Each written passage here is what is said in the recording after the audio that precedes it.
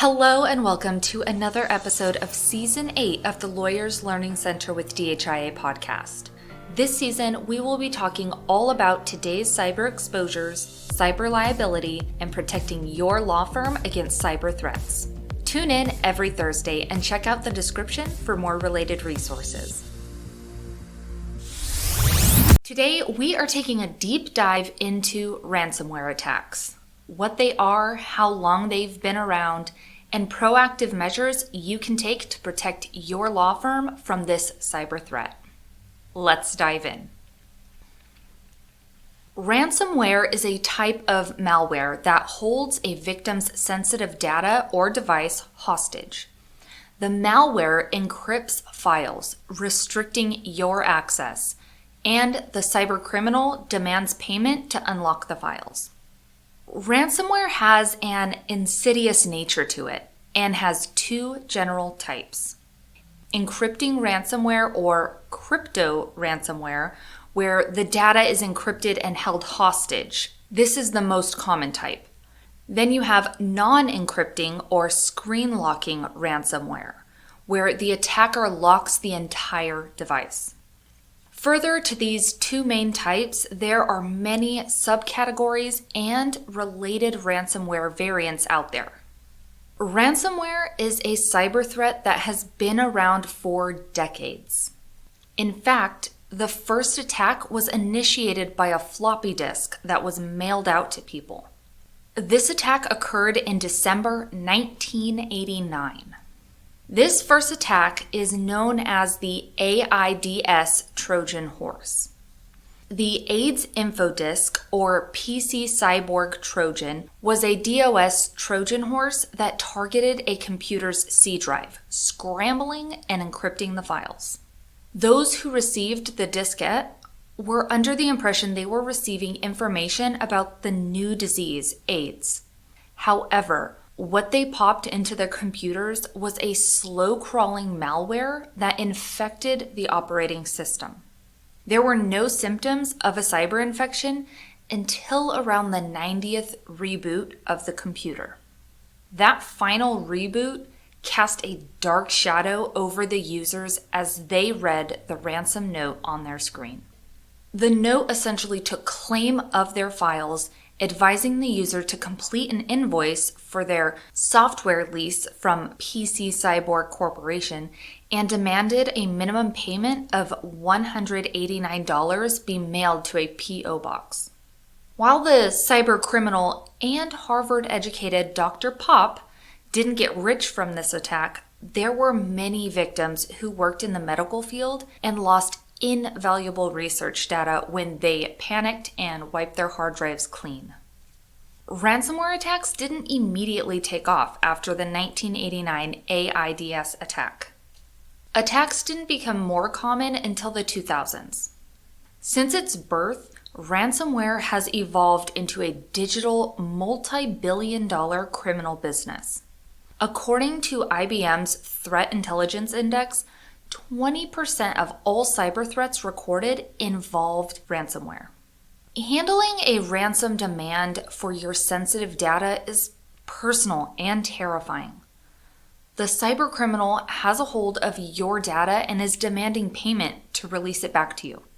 There have been many instances where the ransom has been paid by the victim only to be faced with a second payment demand, and sometimes even a third. Paying ransom demands has unanimously been discouraged by U.S. federal law enforcement agencies. Instead, they encourage ransomware victims to report attacks to the appropriate authorities prior to responding to the criminal actors. There are certain conditions of a ransomware attack that could make paying a ransom illegal. And some victims may be subject to compliance requirements that hold them to specific legal obligations when facing a ransomware infection. Either way, reporting the attack should be the first step forward to handling the matter. Here are some tips to help you protect your data. Maintain backups of sensitive data and system images.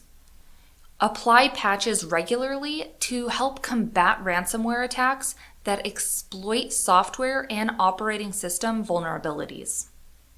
Utilize cybersecurity tools such as anti-malware software and security information and event management systems, also known as SIEM, to help security teams intercept attacks in real time.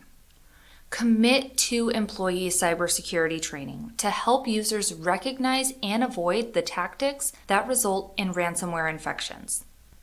Implement access control policies such as MFA or multi-factor authentication and network segmentation to prevent the malware from breaching sensitive data. Identity and access management controls, or IAM, is a measure taken to keep crypto worms from spreading to other devices on the network.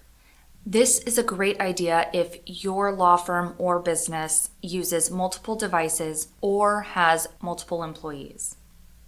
Last tip today is to design a formal incident response plan to enable yourself and security teams to intercept and remediate breaches swiftly. Simply put, educate yourself and your team on the threats and bulk up your defenses to mitigate the risks and reduce the vulnerabilities cyber criminals prey on. You've been hit. Your device and network have been infected.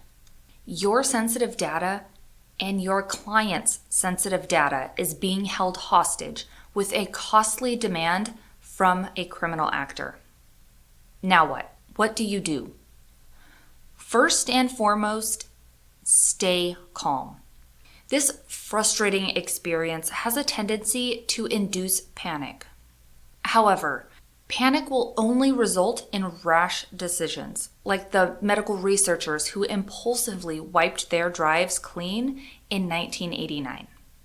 Next, take a picture of the ransomware message. Remember, this is a crime, and you need to document evidence for your report. Right after your picture, report the attack to the proper authorities. The authority you report to will help guide you through the next steps. However, you should have the following steps in your cybersecurity response plan. After composing yourself, taking a picture of the ransomware message, and reporting the attack to the proper authorities, you need to determine the impact and isolate the system immediately. Cut off incoming and outgoing connections. Back up your data to an external drive or secured cloud account. Disconnect external storage devices.